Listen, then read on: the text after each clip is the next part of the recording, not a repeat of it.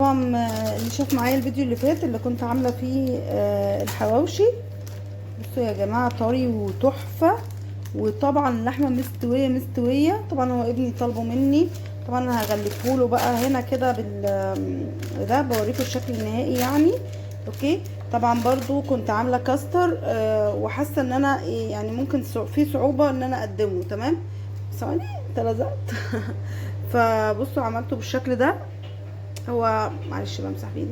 هو ممكن عايز خلل اكبر شويه، يعني حاجه اكتر شويه، او ان انا اخلي كل اتنين في بتاعه. ده اللي انا هعمله تقريبا، بحيث ياكلوا كده يمسكوا وما يوسخش ايديه يعني. طبعا هغلفه برضو تمام.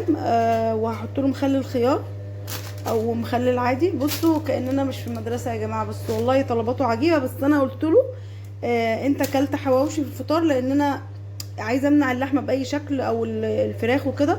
وهو مش قابل بقى لا لانشون ولا جبنه رومي ولا اي حاجه، ومش عارفه اللي عنده اي انا ثواني هقفل امسح الفرق في الكاميرا، مش عايزه اقول لكم يعني. المهم يعني عملت سندوتش الحواوشي، هعمله نص جبنه رومي، بس عايز اصور قبل ما الدنيا تاخدني.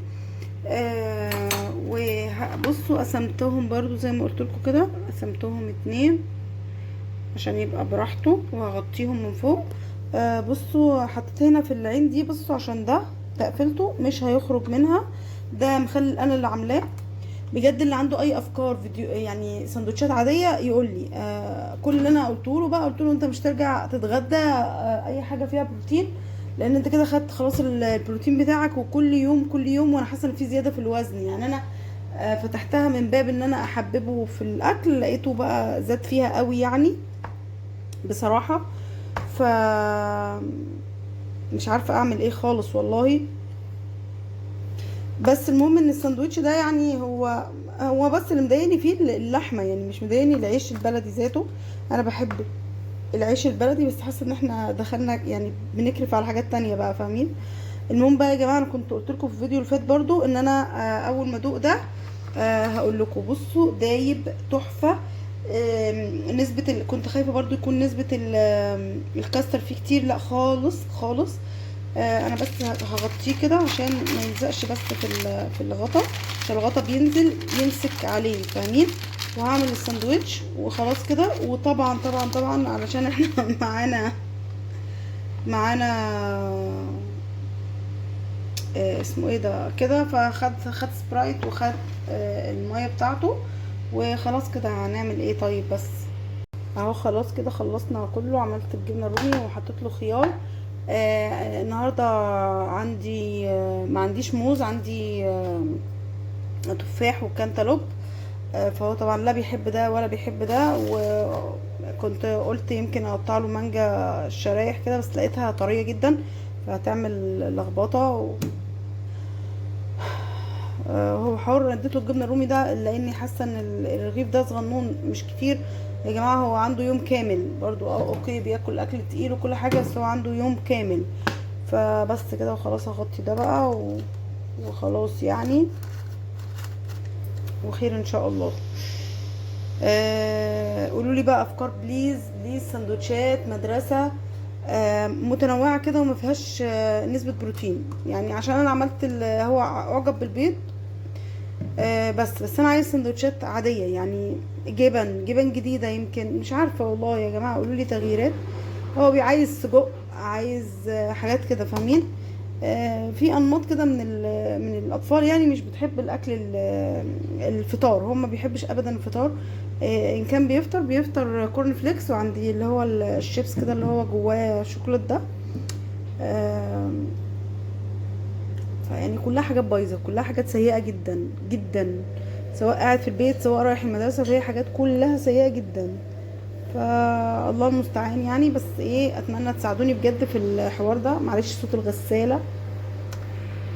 يلا بينا بقى ونبتدي اليوم يا حبايبي مع بعض. يلا باي باي. شوف هنعمل ايه بعد كده. بتهيألي بقى اخدته عليا الصبح لانش بوكس، وبعدين غدا، وبعد كده شويه معجنات، اي حاجه يا جماعه، اي حاجه مش عارفه.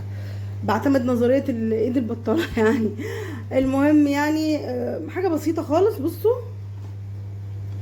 بصوا قعدت افكر في دماغي. انا عجينه الكرواسون بالنسبه لي شيء مش سهل مش هين.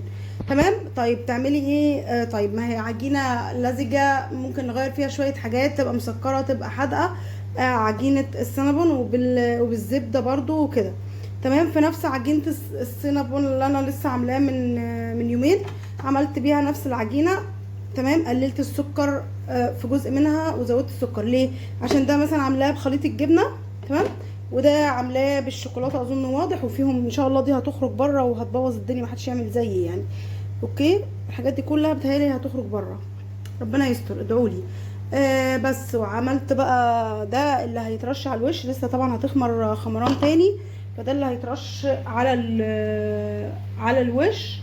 آم، لبن بودرة ونسكافيه وشوية مية دافيين. وايه تاني؟ وفانيليا. تمام. جديد، تغيير عن البيض يعني، بحاول اغير واشوف الدنيا هتمشي في انه افضل يعني. بس زي ما انتم شايفين كده، هنخمرهم بقى الجزء التاني. ونشوف ايه الدنيا هتبقى ايه. بس لو باظت مش عارفه هصور ولا لا. علشان انا حظي جميل جدا في المعجنات يعني، بس برضو ما ببطلش وما بحرمش يعني، ما بحرمش ابدا. خليكم مكافحين زي كده، استحاله اتوانى عن اني اعمل مره واثنين وثلاثه. بصوا الفرن ده طبعا مش مكانه هنا خالص، فمضيق لي الدنيا. بس سايباه الفتره دي يعني، انا الرخامه دي بقيتها فاضي كله، مفيهاش الا كاتل بس بتاع او البويلر بتاع الميه يعني، سوري الشاي. فمضايق لي الدنيا جدا. بقعد بحطه واشيله واحطه واشيله مكانه جنب على الرخامه التانية. بس انا بقى حاطاه دلوقتي هنا عشان يبقى قريب مني يعني، ما اعرفش، بحس كده افضل. ما علينا ما علينا، ما تبصوش في كلامي. المهم هسيبهم دلوقتي ساعة الا ربع يعني، بعد ال90 دقيقة. بس بسخن الفرن شوية عشان احنا بدأت الدنيا تبقى ساعة. بسخن الفرن شوية، وبعد 90 دقيقة اللي انا عملتهم، عملت فيهم التخمير الاولاني، برجع تاني اسيبهم 90 دقيقة يتخمروا على راحتهم. وهنشوف بقى لما يدخلوا الفرن بقى على فرن 190 طبعا. فبسخن الفرن من دلوقتي وهسيبه شويه. محدش يسأل هم ضموا على بعض ليه، بس هم عليوا وارتفعوا كده وعاجبني. وربنا يستر قوي قوي من الشوكولاته اللي بدأت تطلع على الجناب. انا خايفه جدا يا جدعان، بجد مرعوبه مرعوبه. ادعولي بجد، عشان انا مش عارفه شكلها بقى جميل، بس هم ضموا على بعض. ضموا على بعض جدا. انا عادي على فكره، متعوده على الخسائر دي قوي قوي قوي يعني، عادي ما عنديش اي مشكله خالص. استنوا كده نقرب الشاشه. بصوا بصوا الجمدان، والله انا جامده. بس هم ضموا على بعض. عايزه اقول لكم ان عادي جدا، انا بقى متعوده على ان انا بعمل حاجات وبوظها كتير. بس خير ان شاء الله، حاسه عندي امل. ادعوا لي بقى. والله والله والله مش وحشه. بصوا بس هي سخنه. بصوا انا حطاها في ايه، حطاها في مصفى مع من تحت ومن فوق مفتوحه، علشان تخرج كل الهواء اللي فيها. بصوا والله انا مبدعه طبعا.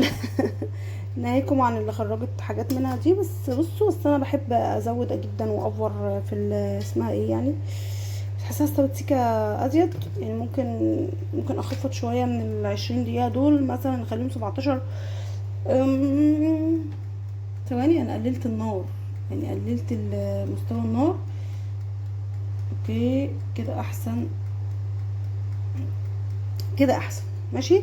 عشان هي استوت سيكه بقى يعني، مش عارفه الكلمه دي لازقه بقى. بصوا بس انا ليها حل عندي. اوكي تمام كده. بس والله جميله. طبعا برشها بميه اول ما تخرج يعني، وهي لسه جوه الفرن كده برشها بميه وطريه ما اقولكوش يعني. بصوا بقى دي بايظه، فممكن اوريها لكم يعني. ها مش عايزه ابوظ. بصوا والله طريه تحفه. بصوا جميله جميله جميله وهشه. ثواني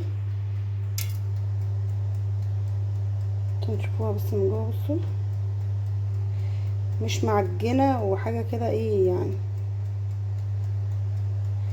بس دي انا اللي هاكلها في الاغلب، فاهمين؟ ادوق طعمها، لازم ادوق طعم الحاجه اللي انا بعملها. بس بالرجيم وتبا للرجيم. اوكي بصوا الشكل تحفه. بس هي مخرخجه. معلش معلش، احنا بكره نتعلم، بكره نتعلم يا ولاد برضو. ما ايه ما تزعلوش، ما تعلمناش من العشرة 15 مرة اللي فاتوا، نتعلم من ال20 مرة. عشان كده بقول لكم انا ما بحبش ادي وصفات واعمل واسوي. ليه؟ لان انا يعني مش ماهرة في الحاجات دي. يعني مثلا احنا ممكن نطلع 3 والله 4، يعني ولاد مش هتقول لا، نقول دول ايه يعني؟ دول بايظين. مش عايزه اكدب، دول كمان بايظين. طب ما حلوين اهو، بسم الله عليهم. لا يعني بس انا فنانه. بصوا والله شبه الكرواسون، مش قوي يعني، مش شبه، هي شبه، اقتنعوا. بس والله جميله جدا يعني، عجباني. انا شخصيا مفتخره بحاجتي بقى. ما بس الجمال التاني يا جماعه، بصوا. لا حقيقة انا مبسوطة قوي قوي بنفسي جدا يعني، مش عارفة اقول لكم ايه، انا منبهرة يعني، ما حصلتش. بصوا التكات والحركات واللمعة. انا منبهر حقيقي، انا كبهير انبهرت. ماشي، احنا ايه بقى، هنخرجهم وبرضو هبردهم وايه ونشوف، ولا بيض بقى ولا زفارة ولا اي حاجة، واللون خطير. دول الجبن. اوكي استنى كده بس، دول الجبن، فتحفة تحفة تحفة تحفة. خلاص بقى بصوا، بدأت دول اشيلهم خلاص، وهدي للولاد بس منهم 2 كده. بصوا والله العظيم طريين تحفة. انا بس احنا بالليل قوي مش عايزة اكل. اعذروني ايه، دلوقتي بشيل اي حاجة ما بينها اكياس. كنت زمان بشيلها في ورق زبدة، طلع اختراع فاشل جدا جدا جدا. بيخلي الحاجات لازقة في بعضها، فلا بجيب اكياس كده. على فكرة لو تشوفوا هتلاقيها بتاعت السوبر ماركت، عادي جدا مفيش اي مشكلة. بصوا والله تحفة تحفة تحفة تحفة بجد، انا منبهرة. بصوا الاداء، لا بصوا بعيد عشان هي دي مجعلصة شوية ومكبكبة، بس هي جميلة جميلة جميلة. بسرعة بس هخرجها من الصينية، لان المخبوزات لازم تخرج بسرعة من الصينية، عكس الكيك يفضل شوية في الصينية بتاعته. اوكي بصوا طبعا سوري بقى، اسمه ايه ده، مش عارفة، دول اكتر حاجة عندي في البيت يا جدعان، والله واقعين من النجف. لا اله الا الله. المهم برضو قلت اصور معاكم، بس على فكرة خلاص يعني هو انتهى البتاع. بصوا لقيت احسن من ان انا احطهم في العلب دي. عندي العلب دي كتير، بس حسيت ان انا، بصوا يعني مش عارفة، حسيت ان انا هنا اكيسهم زي ما انا مكيساهم كده للولاد. هوريكم بكرة ان شاء الله في الفيديو التاني بقى، اوريكم ان انا حطيت لهم ازاي في اللانش بوكس بتاعهم. فعملت الكياس دي، قسمتها بالنص كده وغلفتها لهم تمام، بحيث ان انا لما اجي اطلع من الفريزر اطلع كده بالشكل ده. طبعا انا عامله كميه صغيره الاول، اشوف ينال اعجابهم ولا لا، واعمل كميه كبيره، لان انا ما اقدرش اغامر معاهم، لان انا ولادي صعبين شويه، ما اقدرش اغامر. بصوا ده اللي بقى من الكرواسون جبنه الرومي. ده بس ثواني، مش عارفه كنت هقول ايه، بس ما علينا. ده اللي بقى من كرواسون جبنه رومي، وده كرواسون شوكولاته، وده كرواسون الشوكولاته برضو تمام. كنت عايزه اعمل بالمربى، بس كله يعني لما هم يقولوا لي رايهم واسمع منهم بقى كلمه حلو يا مامي وكده، يعني علشان خاطر مش عايزه اعمل حاجه وتفضل في الفريزر، لان انا مش هاكلها، هبعد عنها طالما هي في الفريزر. انا مش هاكلها سوري، وكمان اساسا يستحسن ان انا ما اكلهاش يعني. زي ما انتم شايفين كده. بصوا انا شفت ان طريقه التغليف دي افضل، ان هم متكيسين جوه كل واحده في كيس كده تمام. اديتهم واحده جبنه وواحده شوكولاته. سيبني الكبير اديته 2، وعملت لهم منهم ساندويتش. يعني حطيت جوه فتحت اللي هو الكروسو ده او العيش ده 2 كده، وعملته حطيت له جواه رومي مدخن. نوع من التغيير يعني، يعني عملت له واحد ساده وواحد مدخن. انا مزوده الحشو انا بزوده جدا، عشان كده كنت خايفه قوي لا يطلع بره، بس الحمد لله ما طلعش. اللي كان طالع من قبل يعني من العجينه اساسا طلعوا برده كميه بسيطه يعني، الحمد لله.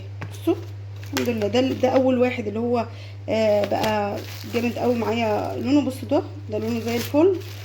وده لونه برضو معقول يعني، طلعوا حلوين الحمد لله. هو ده بس اللي انا زودت التسويه بتاعته شويه. بس حلوين والله العظيم وجمال، جربوهم. بصوا الخلطه تحفه، خلطه السينابون هقولها تاني، او هي مش عجينه السينابون، هي العجينه يعني اللي انا عملت بيها. بصوا فضيت المكان هنا بقى، بس هشيل الحاجات دي. الدنيا برضو لما بتبقى واسعه بتبقى افضل. بصوا هقولها بسرعه جدا. 4 كوبايات دقيق، بيضتين كاملين وصفار بيضه، نص كوبايه سكر لو هنعمله سكري، تمام. مش سكري هنخفض شويه كميه سكر حبه صغيرين، هنخليها تلت كوبايه مش قليل قوي برضو. معلقه ملح، معلقه ثواني، معلقه خميره، كوبايه لبن. انا بعمل لبن دافي كده، والعجينه بتلزق يعني، هي ملزقه قوي في الاول، وبعد كده لما باجي افردها بحط دقيق تحت، وبحط دقيق في اللي بفرد بيها الفراده. وبعد كده بقى بشكلها زي ما انا عايزه. بفكر اعمل كروسو ساده، بفكر اعمل منها عيش فينو. سوري، وربع كوبايه زبده، ربع كوبايه زبده ده اساسي جدا. ولما باجي بفرد طبعا، أنا في الكرواسون كنت بفرد عليها زبده وبعدين السكر وكده. لما جيت فردت بقى، سوري، في السنابون لما جيت فردت بقى في الكرواسون حطيت عليها يعني كل قطعه يعني، جبت العجينه كلها حطيت عليها تاني زبده، ورحت ملفاها وعجناها تاني على اساس تبقى شبه عجينه الكرواسون. فعلا والله يا جماعه طلعت تحفه، تحفه من جوه وخطيره يعني. بصوا والله العظيم جميله جميله بجد، وعجباني قوي. انا عجباني، يمكن انا مش متمرسه قوي في طريقه اللف، بس هي جميله جميله جميله. مش شرط بقى اللفه بتاعتها يعني، بس ممكن اعملها منها العجينه، ممكن تمشي معايا حاجات كتير كتير كتير في حي السوبر ماركت يا جماعه اللي انا حاطه اسمه ده. انتظروني في فيديو تاني بقى، ويا رب كل الحاجات اللي انا بعملها بجد عارفه ان انا مش بدي وصفات، عارفه ده كويس قوي، بس زي ما انتم شايفين الحاجه ممكن تطلع. انا مش محترفه علشان ادي وصفه، شايفه نفسي كده. بشارككم يومي ان شاء الله. والله يعني انا بظهر بوشي قليل جدا، بس عشان احنا لسه في صيف. والله اول ما الشتاء باذن الله يبقى اللبس الشتوي كده شبه اللبس اللي بنلبسه عادي، ما بقاش متكلفه. مش بعرف ابقى متكلفه، مش بعرف اغير وانا في اليوم العادي يعني، مش بعرف اعمل كده، تمام. المهم يعني ان شاء الله هظهر لكم كتير جدا.